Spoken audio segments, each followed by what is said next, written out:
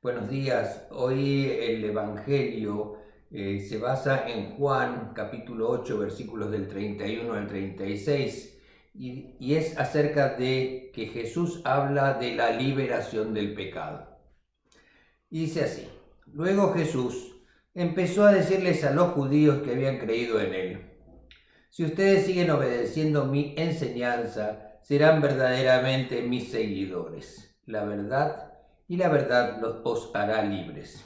Y ellos le contestaron: nosotros somos de la familia de Abraham, nunca hemos sido esclavos de nadie. ¿Por qué dices que seremos libres?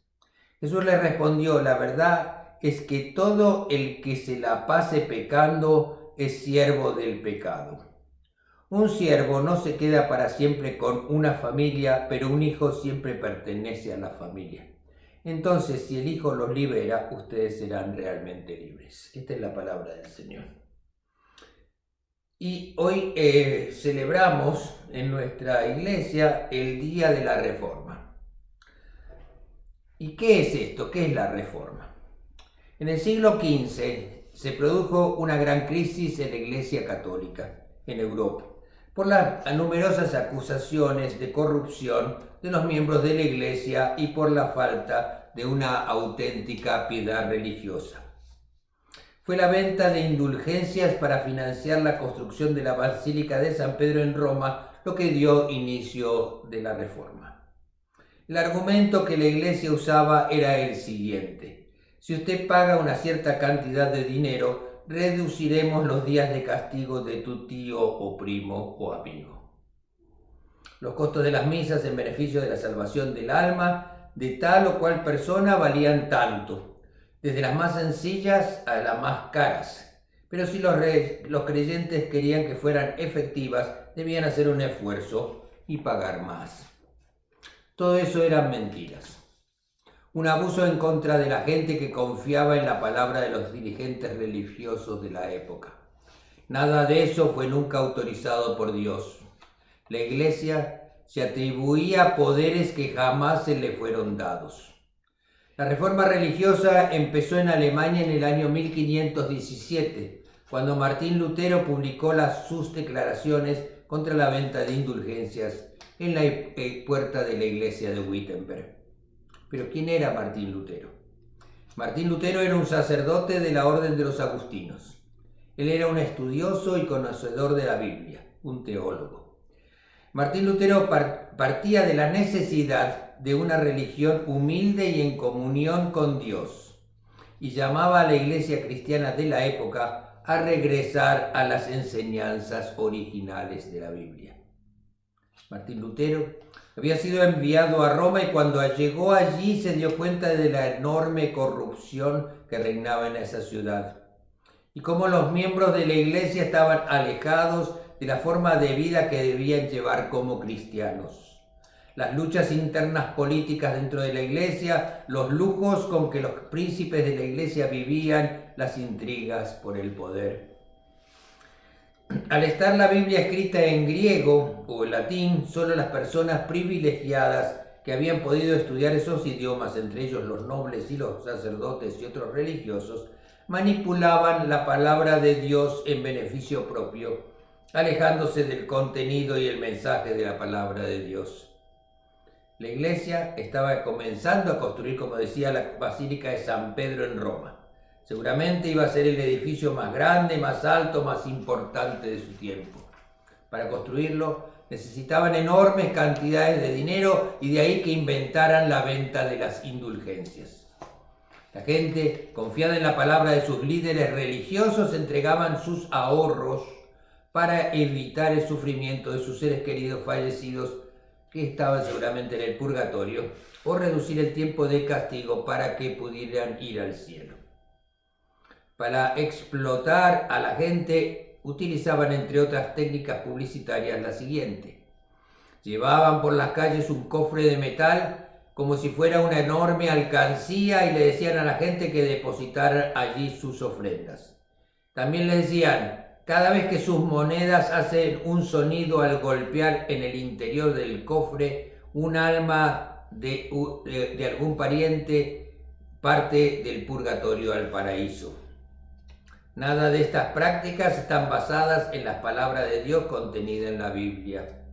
Martín Lutero ve con disgusto y espanto cómo se engaña a la gente, cómo se les explota y se les abusa y se les miente descaradamente. Como reacción ante todas estas mentiras, injusticias y malas prácticas, Lutero clavó una propuesta de 95 tesis en las puertas de la iglesia de Wittenberg, Alemania, para debatir la doctrina y la práctica de las indulgencias.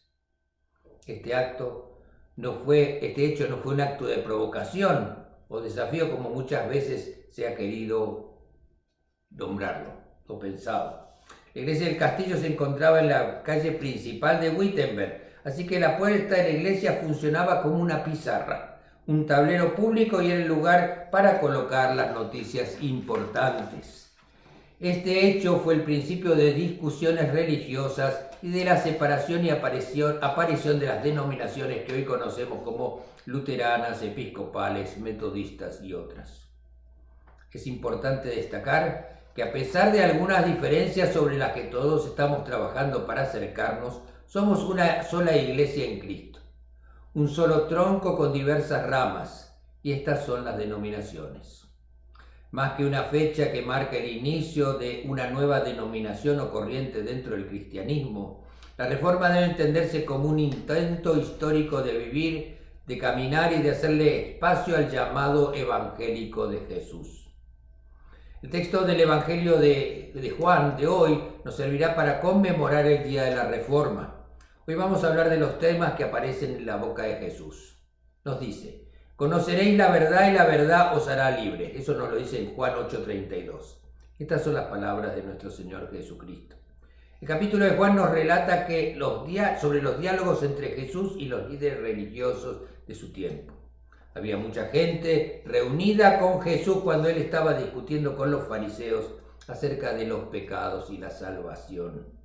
En un momento, Jesús se dirige a aquellos que creen en él y le dice: si se mantienen fieles a mis enseñanzas, serán realmente mis discípulos y conocerán la verdad, y la verdad os hará libres. Como cristianos, queremos ser libres, enteramente libres. El sentido más completo de la palabra, porque lo contrario a la libertad es la servidumbre y la esclavitud. En Juan 8:36 Jesús nos dice: así que si el Hijo los libera, serán ustedes verdaderamente libres. Y eso es lo que estamos buscando, la verdadera libertad. Cuando somos salvos, Cristo nos libera de la esclavitud del pecado. Él nos libera de la esclavitud en que estamos hasta el momento en que lo aceptamos a Él como Señor y Salvador. Cuando tenemos la libertad, encontramos a Jesús el soberano, Jesús resucitado, Señor vivo del universo, quien es la fuente y contenido de la libertad real en nuestra vida. Jesús enseñó a sus discípulos con la palabra y el ejemplo a obedecer la voluntad divina, y como resultado tener la plenitud de la vida útil prevista y la bendición de Dios que se encuentra en escuchar y obedecer su palabra. Conocer la verdad es participar con el Señor en una íntima relación de maestro-discípulo. La salvación es un regalo, pero el discipulado es caminar con Él. Debemos creer en la gracia y el conocimiento de nuestro Señor para ser totalmente libres. Al caminar en la verdad, somos transformados por la renovación de nuestras mentes bajo su instrucción y ejemplo. Tener una relación cercana, obediente y permanente con Dios nos da el conocimiento que verdaderamente nos hace libres. Solo la verdad de Dios puede hacernos realmente libres. Para Jesús, la libertad tiene que ver con nuestros actos. La libertad es un estado que se puede perder con determinadas formas de actuar. En el texto de hoy, Jesús lo expresa cuando dice que con nuestros actos permanentes de pecar sin arrepentirnos ni cambiar, llegamos a quedar esclavizados al pecado. Esto nos lleva a vivir en la esclavitud del pecado. Sin embargo, Jesús nos da la libertad. No debemos olvidar que la gracia y la verdad nos han llegado a través del Hijo Jesucristo mismo. Nuestro actuar en libertad es una respuesta a esa verdad dada por Dios en el Hijo. La verdad nos lleva a la santificación, es decir, estando siempre listos para Dios y su servicio. Jesús oró: santifícalos en la verdad, tu palabra es la verdad. Cristo mismo es la personificación de la verdad. Y Él habló de sí mismo, como podemos recordar cuando nos dice: yo soy el camino, la verdad y la vida. Luego afirmó que nadie puede venir al Padre sino por Él. Jesús ha dejado claro que la verdad que Él enseñó, la verdad que Él vino a traer a esta tierra, es para traer al Padre, y es el único medio para la salvación de nuestras almas. Como debemos amar de verdad, tratar de entenderlo y vivir en esa libertad. Hoy que celebramos el Día de la Reforma, les invito a reflexionar acerca del regalo que Martín Lutero nos hizo. Él fue el que hizo que la Biblia fuera traducida a todos los idiomas, de manera que todos podamos leer y entender la palabra de Dios, y así conocer más a Dios y poder acercarnos más a Él. La lucha dolorosa que Martín Lutero comenzó en beneficio de toda la gente en contra de las prácticas abusivas de ciertos dirigentes sigue vigente. Claramente Lutero nos explicó que la salvación para todos es un regalo de Dios para nosotros. Un regalo inmerecido y gratuito de quien nos ama infinitamente. Un regalo que no se compra con dinero. El único requisito es tener fe y arrepentirnos de nuestros pecados. Amén.